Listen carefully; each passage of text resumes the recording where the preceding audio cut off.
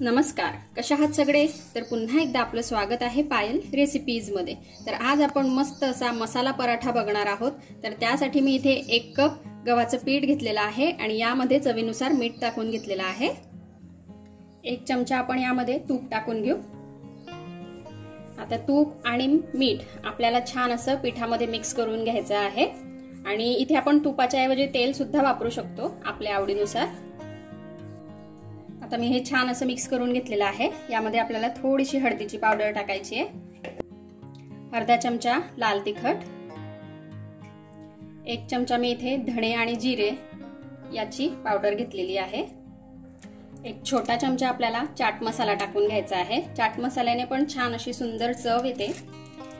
त्याचबरोबर 1 छोटा चमचा आमचूर पावडर, थोडासा आपल्याला टोमॅटो केचप टाकून घ्यायचा आहे, 1-1.5 चमचा, 1 चमचा आपल्याला गरम मसाला टाकायचा आहे।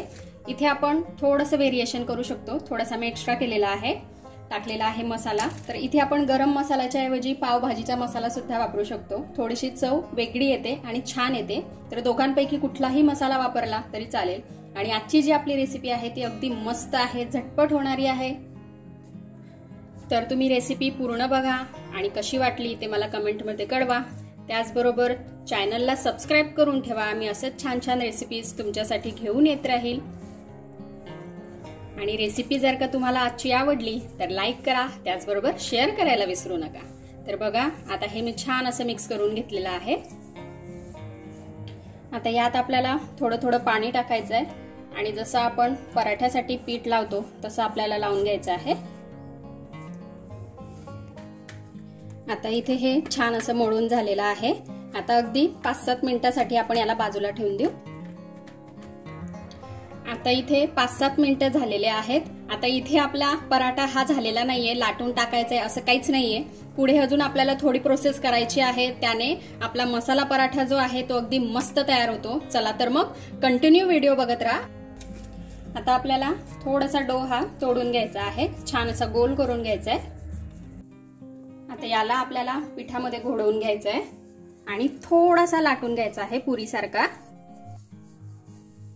थोडं आपल्याला तूप टाकून घ्यायचं आहे, यावर आपल्याला थोडासा गरम मसाला स्प्रिंकल करून घ्यायचा आहे आणि हे बघा अशा प्रकारे आपल्याला याला बंद करून घ्यायचं आहे।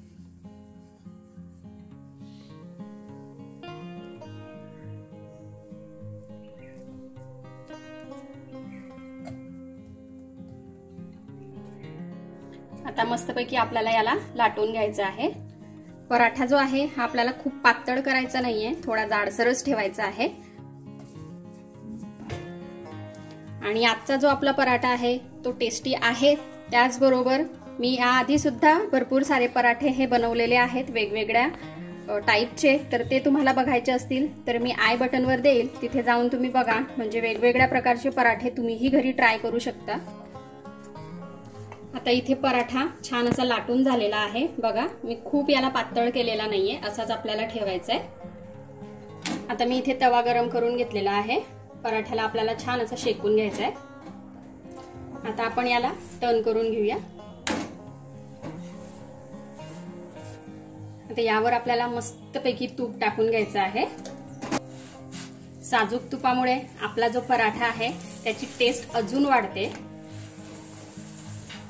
तर बघा, इथे आपला मस्त असा मसाला पराठा हा खाण्यासाठी रेडी आहे। असाच मी तुम्हाला एक पुन्हा करून दाखवते।